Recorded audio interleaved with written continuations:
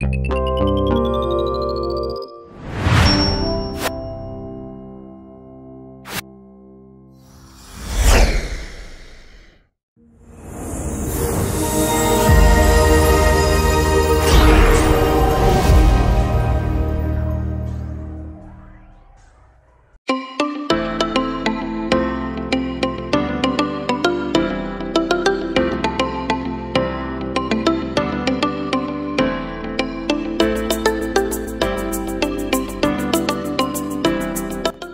we proceed, this is my introduce ko kami sa family, JD, Tamora Palahadja.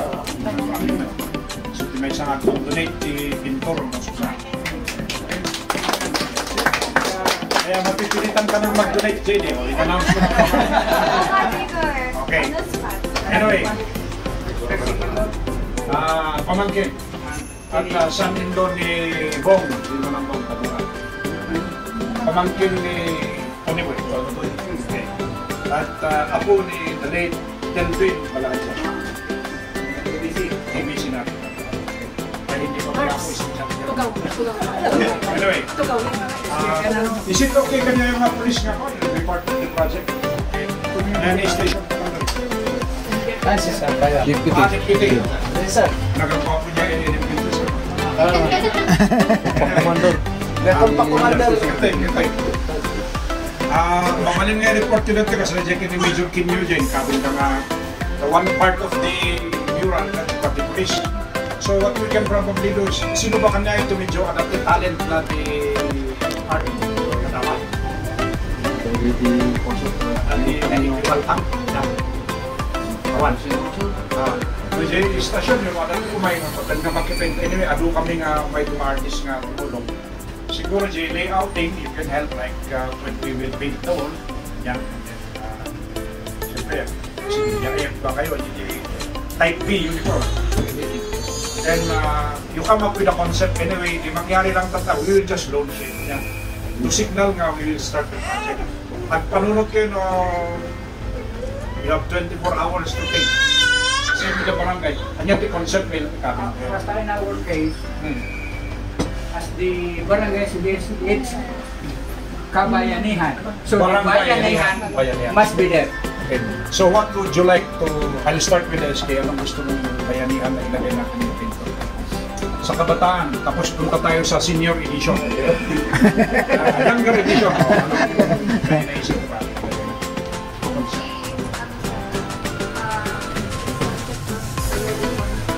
Pero hindi naman siya galing sa atin. Parang tumulong lang siya sa ito. Since ano po, malaki po yung gap between the generations. Generational gap. That's the term. Okay. Pwede po yung generation is they would lead the older generation when it comes to technology. Since mas okay po ay mas ano po sila, mas advanced yung mga younger generations. Mayroong gusto ipahiwatig na magandang idea sa ating isa. Hindi lang niya ma-translate into how you like it to be. But I'll give you an idea. Meron kaming tinatapos, yes, bridging the generational gap. That's the right term.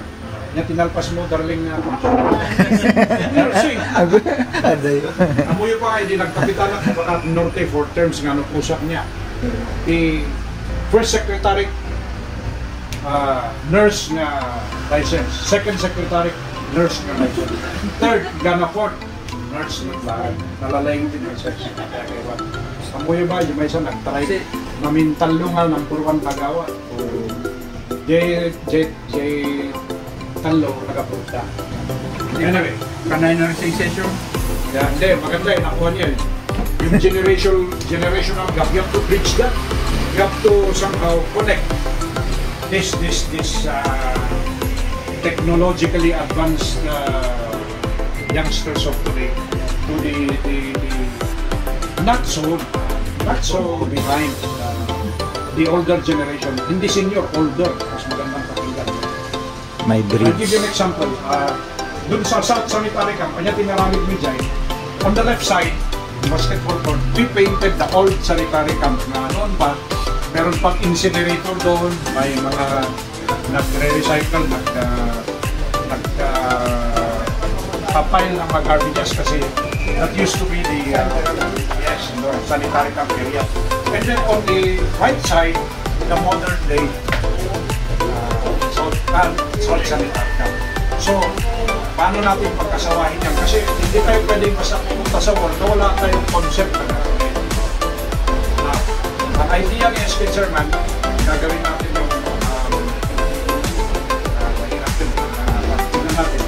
I'll get from the next generation, So yung sinasabi ni Kapitan, may nagbabayanihan. Ano yung ginagawa niyong bayanihan? Council. Anong binabayanihan niyo? Puro ako Kapitan, nangyati kayo dyan, Limbines. Kaya tayo marami doon dahil, anything more. Anything more, mabalmiro tayo. I should i-depict to you. Promoting yung tourist spot. Tourist spot. Actually, ganito yan. May usapan kami ng Department of Tourism. Hindi lang kami basta gumagawa ng murals. We make murals because, number one, it's our passion, it's our advocacy, and the primary reason is we want to solve a project. Every community, number one, ay yung culture nila, history nila, what are their favorites, pastime activities, what do they usually do in a community. Or, is there something else na like palsigan, ang tinipid namin doon kung paano naging palsigan barangay. Ano yun, Apay? Simply, I'll summarize it in a very short description. Long time ago, in the 1900s, that used to be a restaurant. And like yung tinatawag pagbalbalsik. Isa balsikgan. At balbalsikda in the sense is wood. For those who need wood requirements, agbalbalsikda. That's how it came about. And then in the area, they put up a cultural dapay or Tagalog ito yes, may tinapay niya kay maraming nga magpatungan, mag-containers, maraming yung PC, ang mga nakitan mo. COP Commander,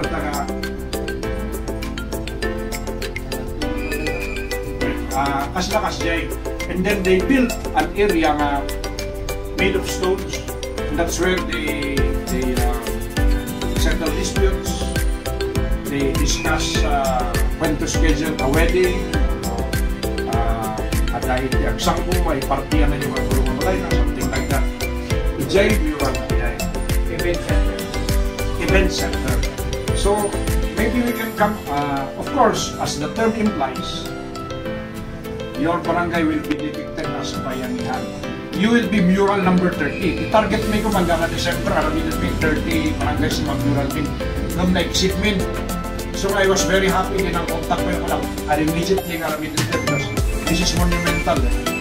Na-break medyo ko namin na December, mural number 30. Number 30 tayo nga mural. And it's very important. Number, kung yung number 30. Ito na sa barangay. Ayun. Tomorrow, 23. Hindi, 25 ako. Tomorrow, I'm inviting you.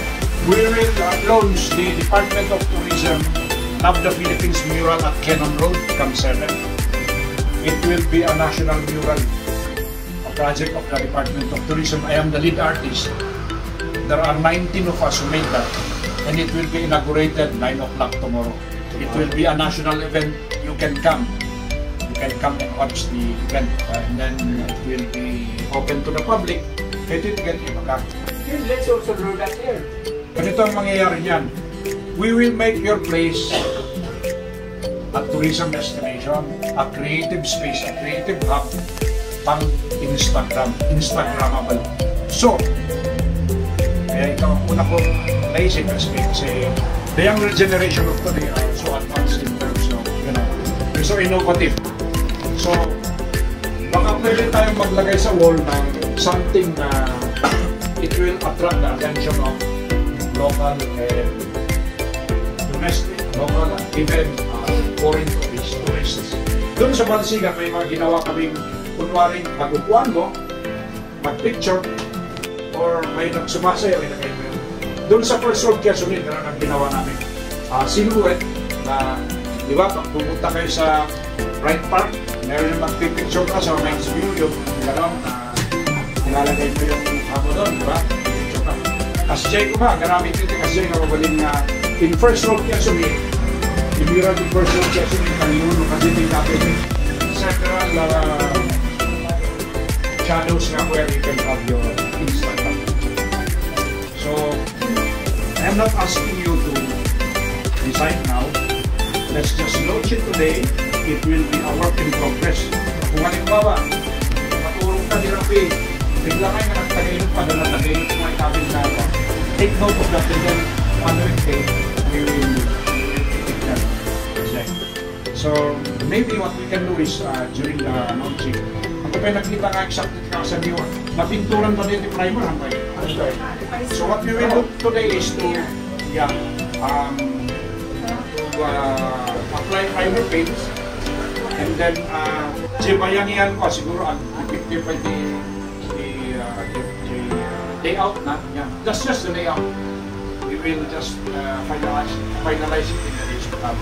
So that's what we're going to do today. So I suggest you from the police, you from the barangay, isang kunyang kabataan, i-document nyo dito in pictures, in videos, so that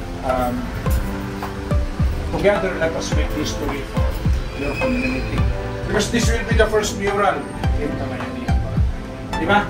Yes. Tama. So, I am just very happy you're all in your Bigyan nyo naman kami ng uniform.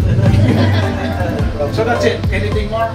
So ilobis lang natin. Una is we will apply. Doon, may dala kami kung may mga rollers kayo or brushes, you can bring them. Okay? And then, ang muna natin gawin muna, yung wall muna, may primer natin. Maybe we'll put some initial figures there. Then, pag meron ng ready na concept, full. Let's go na talaga. Galing ko lang sa meeting ni Congressman. Go!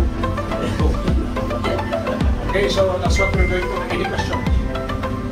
Kasama natin si Jamie. Actually, message sa akin ang donate ng paint. Usually what we do in a community is, I don't know apparently, before we paint the mural,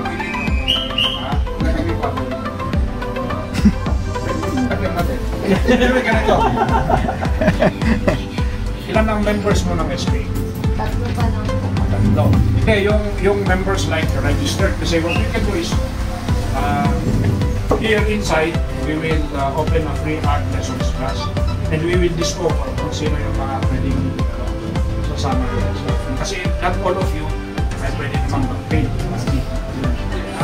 We just have the concentration project sa mga bata. Okay. Okay. Yung ginawa namin no. Oh, yun. Putra 1. Dewey nga ito din. Mabalik din. 1, 2. Mabalik din. Every day, Yeah.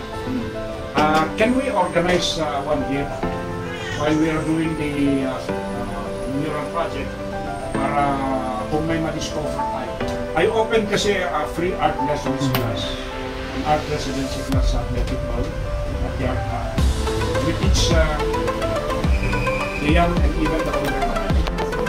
Youngest one is 2 years old, the oldest is 7 years old. We teach them how to sketch, how to draw, how to paint. Then the rest is history. Kung may magawa silang painting, naman namin. So bahay ko sa Pinaw, I converted it into an art museum. Ngayon may mga barangay officials ngayon doon na lupon na mag-meeting doon and then mag-iikot doon sa museum. So you're open, libre naman, wala ka admission fee. Sir, baka niyo daw tayong art lesson. Sir, Kayo ang mag-schedule. ibang schedule na lang. Oo. Once a week. Weekend for all. Yeah. So let's proceed to the site now. Okay. Sige. Tara doon, Jenny. Saan ba yan? Yung baba ng Bishop's House? Sa kanto. Sa kanto. Kanto may baba. State of the art yan.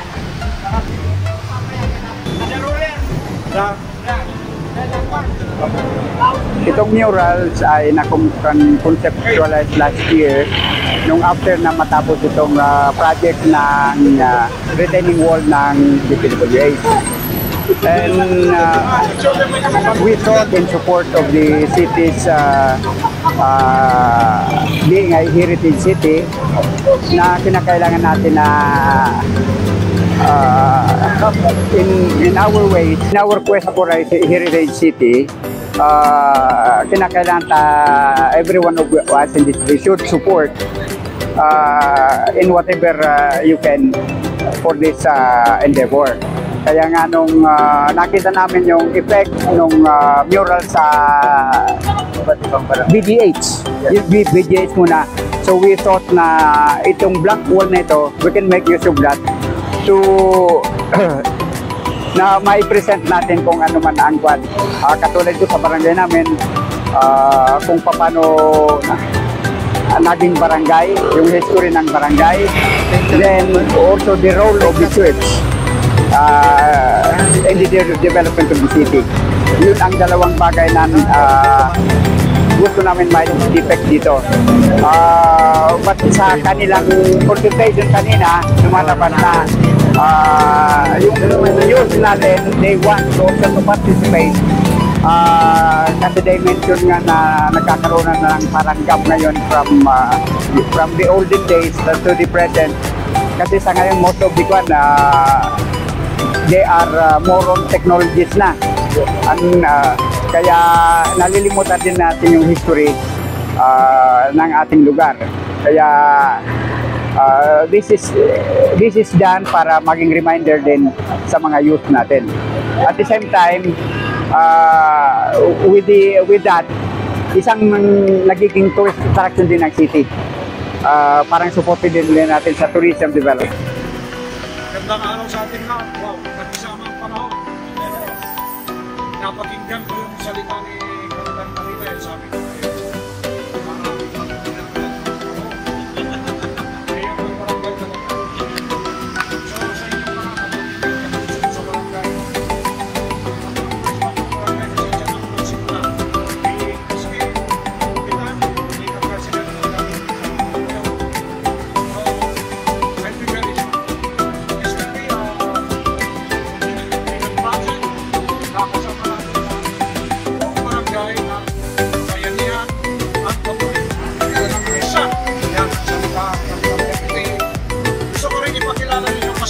Sa project. This is JD Panahadjang Tabora. Magdudulit din siya ng gagamitin natin dito. Kasama rin natin ang ABC. So, after uploading natin, iayos natin yung konsepto at tapusin natin. This is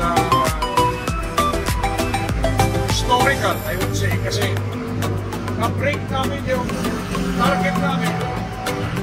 Kasama ko rin dyan si Tom Arnold sa ating artscape. Ako yung kasama kong artist sa Sintagi. Sa ngayon, yung kasama kong artist nandun sila sa Kenyan Road. Because tomorrow, we'll inaugurate the Lampang Philippines Department of Tourism mural sa Camp 7. Ini-invite ko kayong pumunta doon. Yung mga personalities from the Department of Tourism National Office will be coming to attend. Partner din natin dyan ang Department of Public Works and Highways and the DNR Camp 7 Barangay at the City of Camp. So, yung mangyayari dito ngayon, this will be for the books kasi hindi na namin naantay ang December para gawin yung mural number 30. The mural number 30 will be done. We will start it today and we will be helping somehow chart destiny of the mural projects in Baguio because you will be part of this Ngayon, kung mamayang gabi, may naisip kayo na kanta, masusimula yung bukas, let's say, so, ano gusto natin na ibibig sa barangay? Sabi nga ng ating barangay mayor, Kenny Tenero,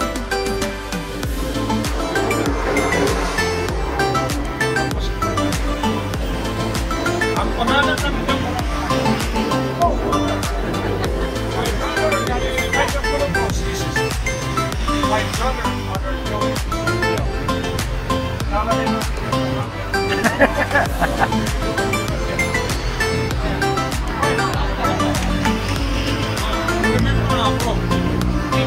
yung kami tentang sana.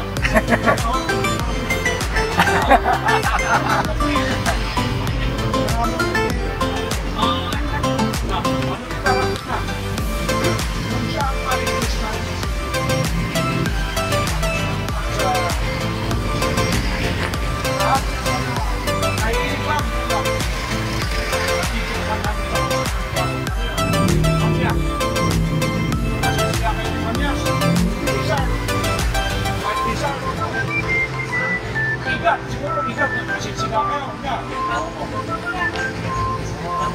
Tukat. Napay. Bijay Abungos. Ikitlog pikotong. Para naman ang lumigay. Hindi pa ito siguro para naman. You want to have the best gastronomy.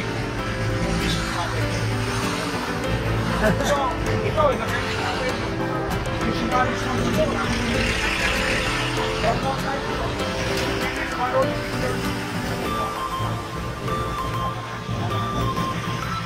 that's what we're going to do. So, this will be your legacy. This will be your legacy to your barangay and senior Baguio. Okay? Ang Baguio, ang unang ma-declare ng UNESCO na Creative City 2017. So we must make yan ang ilalagay natin. Okay. So simulan na natin. Bigyan nyo ng brush roller sa pablo.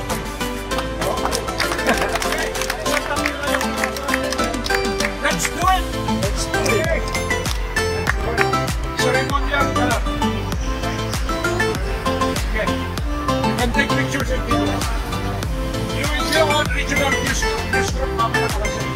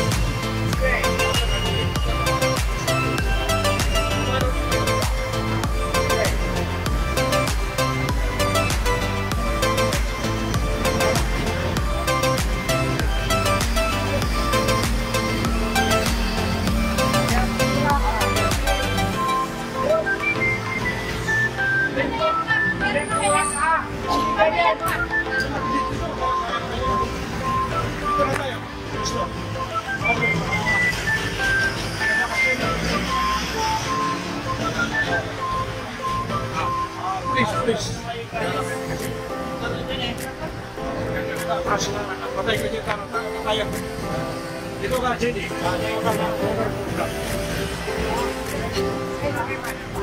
Father. Tap. Patay ko dyan. Yan yung pintor ha.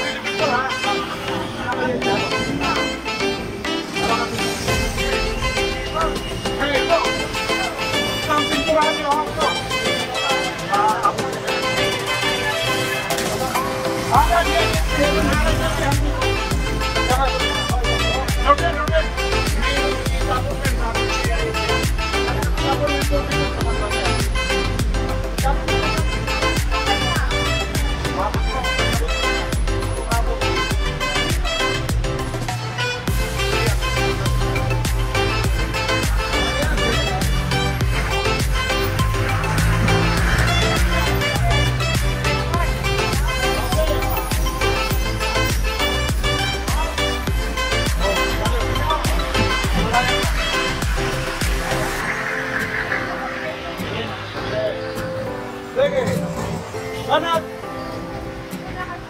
Sige, teka.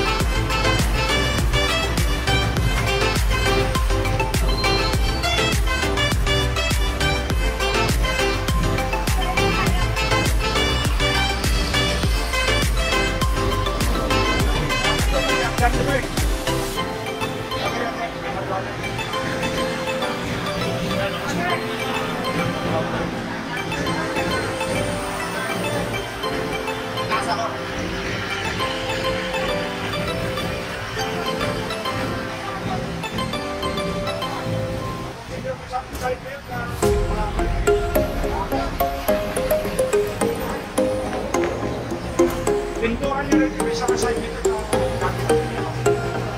Hindi ko na ni Manny magsasabi.